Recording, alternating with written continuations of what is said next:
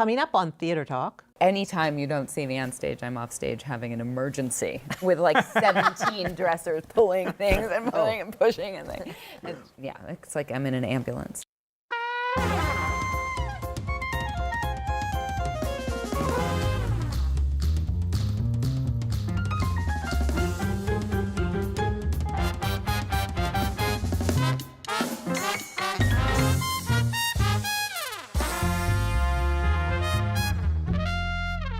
Why can't the English teach their children how to speak?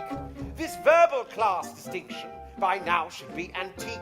If you spoke as she does, sir, instead of the way you do, why, you might be selling flowers too. From New York City, this is Theater Talk. I'm Susan Haskins, and here with me is my co-host, Jesse Green, co-chief theater critic of the New York Times. I have to get that right, not drama critic. Thank you, Susan. Critic, yes. I keep drama for the house. Yeah. The first musical that I ever fell madly in love with way back in the 50s was My Fair Lady. As I sat watching the Lincoln Center revival at the Vivian Beaumont Theater, I actually had tears in my eyes because I was so moved that I was going to experience my love for My Fair Lady all over again. In a few minutes, we're going to talk to three stars from that production, but first we want to talk to two of the people who were key in making that wonderful production possible. André Bishop is the producing artistic director of Lincoln Center, where he has been since 1992, shepherding in countless wonderful shows. Bartlett Sher is the resident director of the Lincoln Center Theater, where he has worked with André to bring us the wonderful productions, including Rodgers and Hammerstein's The King and I, Golden Boy, Women on the Verge of a Nervous Breakdown, Joe Turner's Come and Gone, Awake and Sing, Light in the Piazza, and South Pacific, for which he won a Tony Award. Welcome to you both. As I've counted, I think, Bart, you've directed 10 or 11 shows for Lincoln Center Theater over the last 13 years, the first one being The Light in the Piazza. Correct. That's a lot of shows with one theater and a lot of success as well. Did you develop a wish list of productions you wanted to direct over time from the beginning? Was My Fair Lady on your radar for years? Were any of these shows on your radar for years? Well, they came about in different ways. I know particularly South Pacific and King and I were definitely inspired by André, who's wanted to explore the Rodgers and Hammerstein canon, so he asked me to do them. My Fair Lady is something that I had been working on in Midtown for a long time. What do you mean when you say in Midtown? In Midtown meaning not... meaning in the middle of the street, busking? Yeah, no. We wanted to do it at a Broadway house, you know, in not at a place like Lincoln Center. And had explored it for a long time with the Nederlanders, who are our co-producers on this. And it was just very expensive to put it together there. So I had suggested to André and, you know, tried to see if it was possible to do it at Lincoln Center. And then we kept exploring that, and we kind of had to compete for the rights, as it were. And the estate of Lerner and Lowe thought it'd be good, so there we are. So are you the one there that's competing for the rights to My Fair Lady, André? Is that part of what you have to do? Well, rarely. Oh. In this case, absolutely. I mean, what happened was that there were a lot of producers, commercial producers, who wanted to do a revival of My Fair Lady. And suddenly here we were, Lincoln Center Theater, a nonprofit institution that also wanted to do My Fair Lady. And the people who represent the Lerner and Lowe estates, you know, they had major decisions to make. Were they going to give it to a not-for-profit institution and perhaps be less financially profitable than with a Broadway commercial producer, or would they go directly to Broadway? And I think because of South Pacific and The King and I and The Light in the Piazza, they decided to go to Lincoln Center Theater.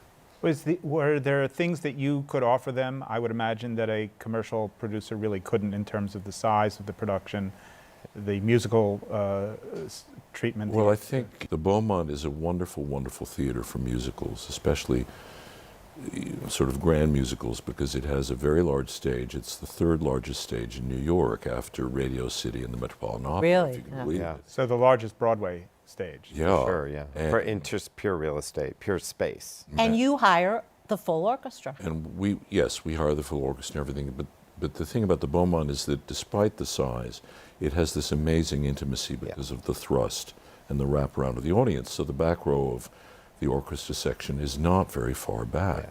So you get to have grandeur and intimacy at the same time. I mean, I think in this day and age of people's access to so many forms of media, a house like the Beaumont, which used to be, people used to find very difficult, I think is like an ideal house now, because you can do all the huge epic scenery, but essentially all those great book scenes and the actors are closer than they are in any possible Broadway house. So you get this great relationship between epic and intimate. You make Higgins' house so magical.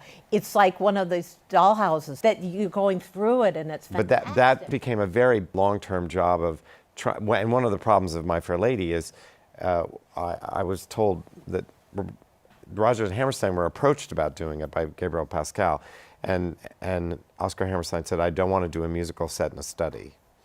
And that's one of the problems. So when we were designing it, one of the keys was to build a structure which I could move through the house and not be stuck with all of those scenes for really long, for over half the show in one room. And then you also have London. You have London. Yeah, well, London's everywhere. But I mean, that's what makes it a very difficult show. But so we built that turntable, which I hadn't used before there, and built something where I could do a montage and move from place to place or follow a song through the room and through the whole house. And that gave it the kind of stuff that the Beaumont does well, which is almost feels cinematic. Your casting was quite extraordinary, and you want to say a little about that? Yeah, it took a long time. I mean, I think a lot of it was influenced by the 1938 movie, which was Leslie Howard and Wendy Hiller. They're more equal in age, so as I was looking for a Higgins and Eliza, I didn't want this big age gap. Yeah, it just felt weird and doesn't make sense of the play to me. Right. And it was very influenced by Leslie Howard's performance. Oh, yes. Because he's so good and he falls apart in the second act so beautifully.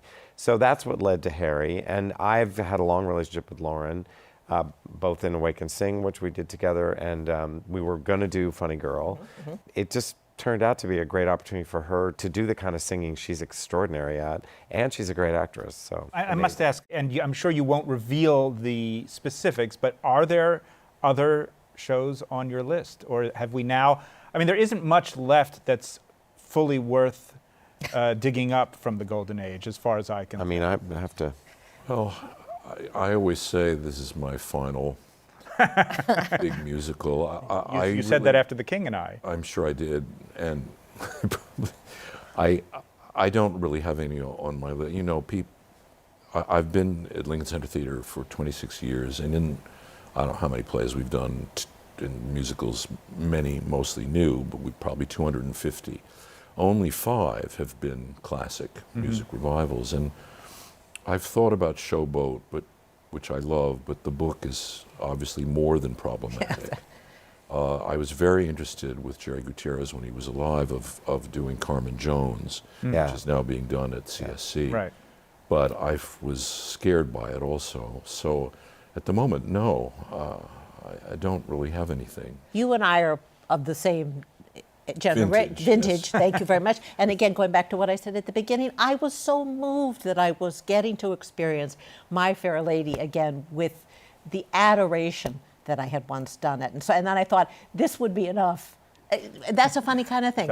It's tying it up that it's My Fair Lady. And yet, I'd like to say also that as I wrote in my review, I feel like it was even better than any My Fair Lady I'd seen, because I think of the time it's being done in, that allowed it to be rethought, not remade. As you've said, it's basically the existing text with a few additions from the movie, and yet it has a very different temperature and a different outcome. Yeah. And we won't discuss the outcome particularly. But we're changing, and whenever you do these shows, when we were doing South Pacific and it was 2008, and Barack Obama was running for president, and we were talking about who belongs in our family, and we were discussing the possibility of gay marriage. These things just resonate. It does the same thing when you do Shakespeare. Every time you get to a Shakespeare and you bring it back, something about whatever time you're living in mirrors where you are, or they come around when you want them. Art has always had this idea that somehow, especially with musicals, that the great musicals come back at a time when you most need them. Yeah. And there's something kind of weird and spooky about that idea, but I've found it to be completely true. So the power dynamics between men and women and between classes and between, privilege and access to power or just equality, all are things which Shaw was obsessed with in 1914 because of the suffragette movement. He was always involved in Fabian socialism. It was a little bit slower version of socialism than other people. He was one of the first people to talk about that theater could have an impact on change, social change. And then you go back to the show and you realize all these things are sort of lurking, bubbling up underneath the script, and they surface and they come out. And you don't try to make it conscious. You really mostly want to make a good piece of theater where the questions arrive. You don't want to, I'm not a big statement person, but it was all in there, and Shaw was a big ally, I think a really big ally, and I think Lerner's lyrics really complement Shaw in a way that I was quite impressed by. Well, there's a wonderful synthesis between the book and the lyrics, and it helps when, in my opinion, when the book writer is also the lyricist. Yeah. Because it's seamless.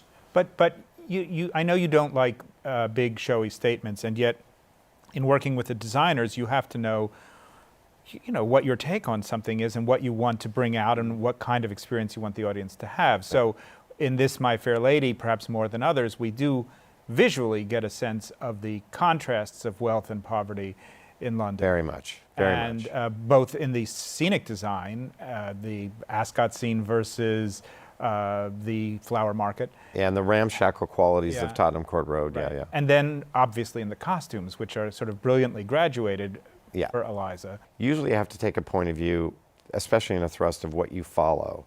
And I was very precise about following Eliza's story from scene to scene. I felt like she was the glue that held the piece together.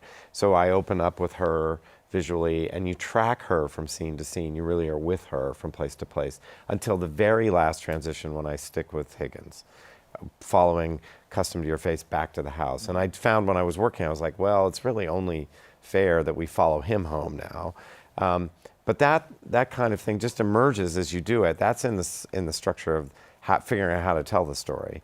And yet you do give Eliza the final gesture. Yeah. And that's what, without giving it away, that's what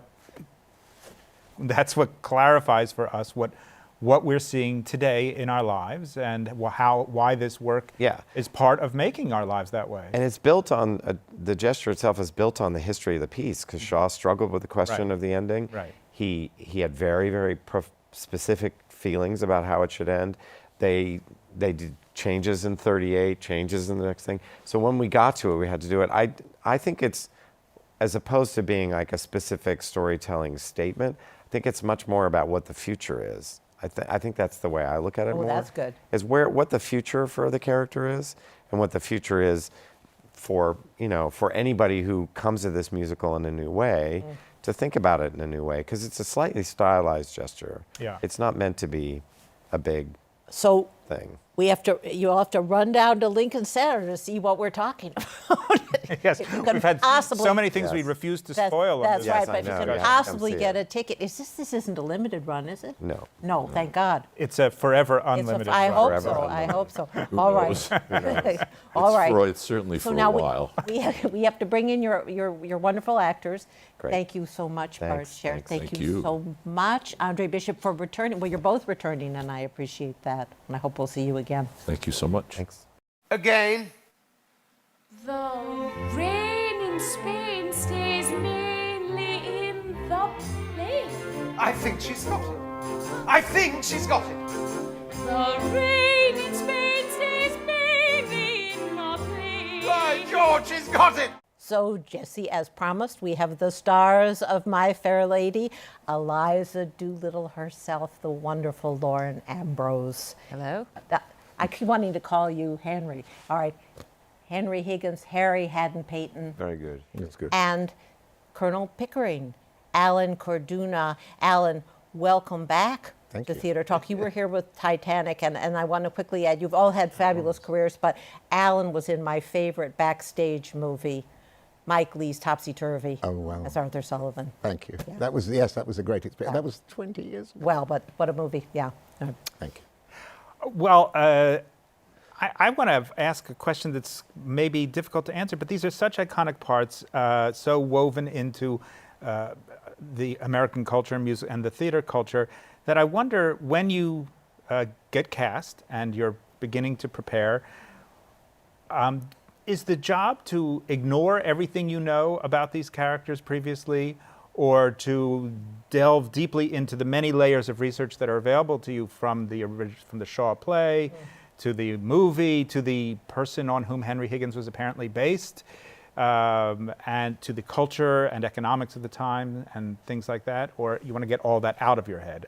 Personally, I'm a nerd, and the reason I love doing a revival and this kind of antique material, like the Pygmalion, or frankly, going even farther back, the Pygmalion myth that it's based on.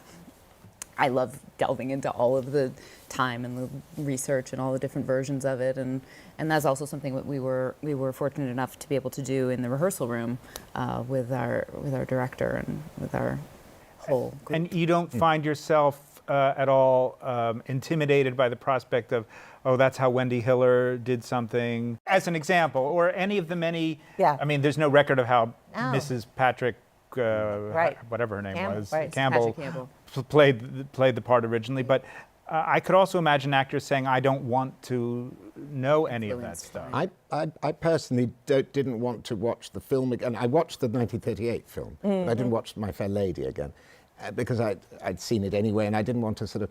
But I'm with Lauren. I'm much more about modelling some sort of research on what was socially going on at the time. That to me is much more interesting than what actors have played it. Obviously, coming into it, I was aware of these huge performances, and I think I had an easier job, probably because Bart decided to go younger with me. So I didn't feel,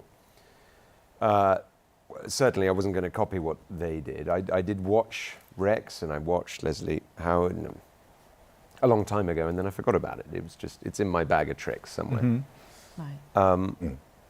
And then I just went from the text, and actually, like you said, I looked at the people it was based on. I got more from your interpretation of Henry Higgins about his relationship with his mother, here played by Diana Rigg, that interesting psychological dynamic than I'd ever had with that character before. Well, yeah, it's lovely, and it probably helps that Diana Rigg is so lovely as Yeah. well. But it's an interesting relationship. Where is that father? There don't seem to be any siblings.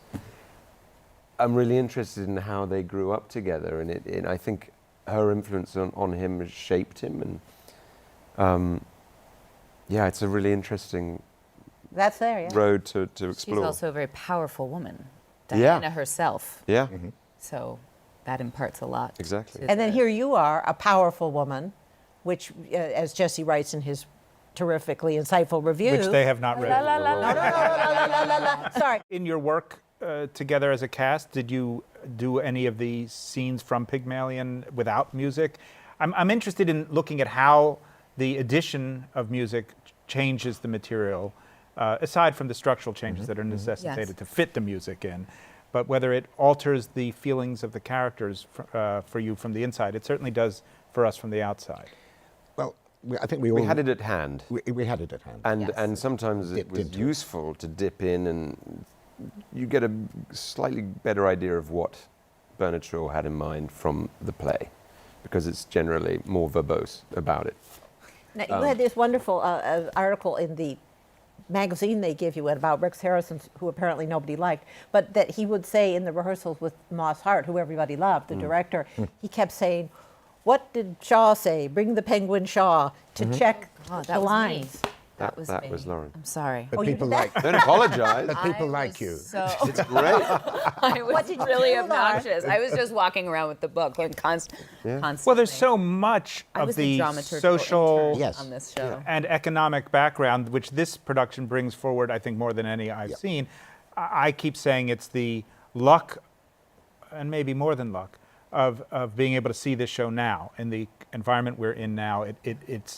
It's good for us, but it's also good for the material. It's also a very smart time to revive it. Yes. I think if you have someone as smart as Bartlett Sher is, and because he's going to make something very fresh, and it's not just revisiting old territory. I mean, it's reimagining something that's already there. Actually, it's not. That's the thing. That putting it's the anything same on it. text. We It's the haven't same changed the text. It's already there, but it's just been reimagined. But we were lucky enough to have access to the script of the 1938 movie that Shaw wrote, of course, And brought a few lines in from there. Got the Oscar for. Yeah. Yes. And we were able to use, because the estate owns that material as well, and so we were able to draw from that, from the screenplay.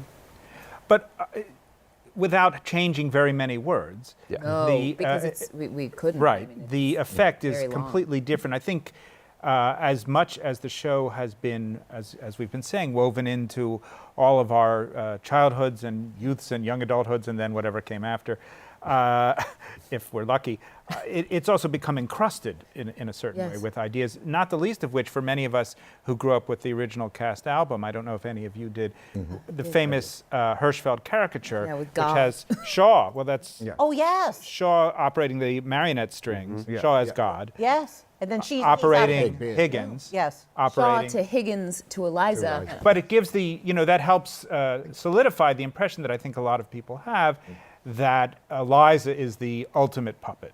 And one of the things that's so delicious about this production is that that's clearly not true, but also it's kind of a question of who's really working on whom, who is shaping whom in this relationship between Henry Higgins and Liza. But And it's Shaw- interesting that it's all in the text. Like she chooses to go to his house. Yes. She remembers it. She listens to whatever he's saying Yes, in Covent right. Garden. And she And that's- turns you up. agree She with has that. the Exactly. fortitude, and You better say that line where you give your address very clearly. I do. Because And that's I the only see way it. she ever gets there. yeah, exactly. People describe the play as a man transforms a woman into his ideal.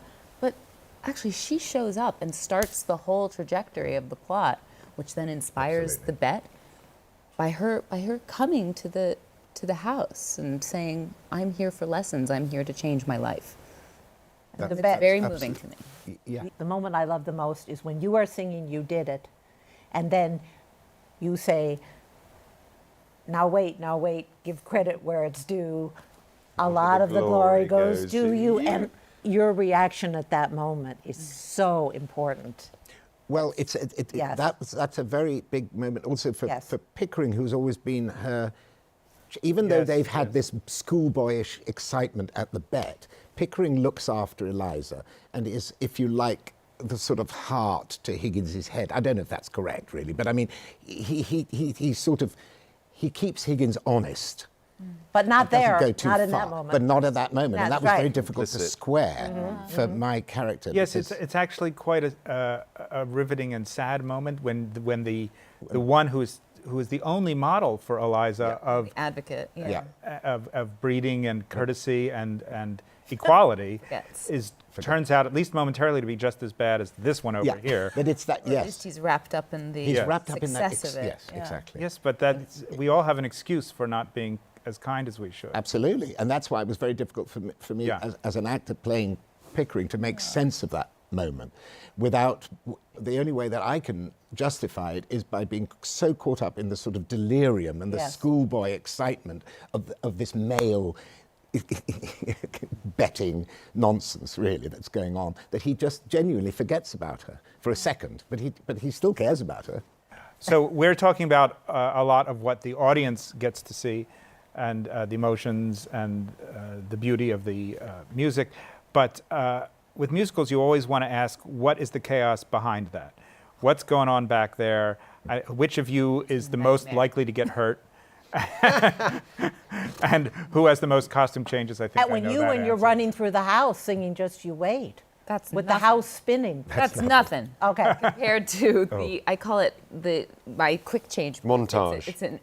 Well, yeah. First, I have the cupboard under the staircase that I that's right, yes. do this crazy. I'm literally in a cupboard changing clothes. But anytime you don't see me on stage, I'm off stage having an emergency with like 17 dressers pulling things and pulling and pushing and things. And yeah, it's like I'm in an ambulance. I mean, before we go on for Ascot, it literally, Lauren They just, shove me out. just arrives and we're on being That's why you're so excited about the horse. It's, but you know, Lincoln Center Theater has the advantage of that enormous stage. We were talking about it with Bart and Andre, and the incredible depth from which that house emerges, like the shark in Jaws or something, coming forward. Man cave of the patriarchy. Yes, that's right. Comes forward. It is the physical representation of the patriarchy. It is. Well, alas, I'm told you must move on. You're the stars of the hour here in New York on Broadway.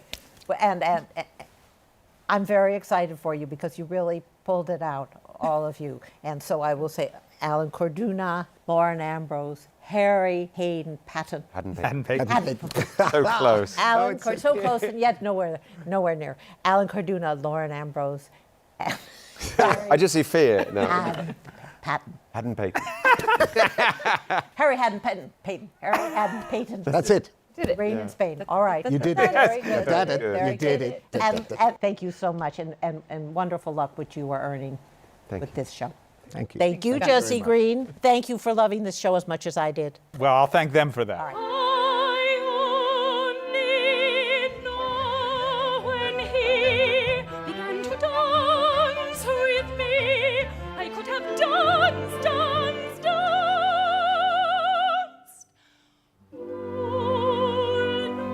It's after 3 now. Our thanks to the Friends of Theater Talk for their significant contribution to this production.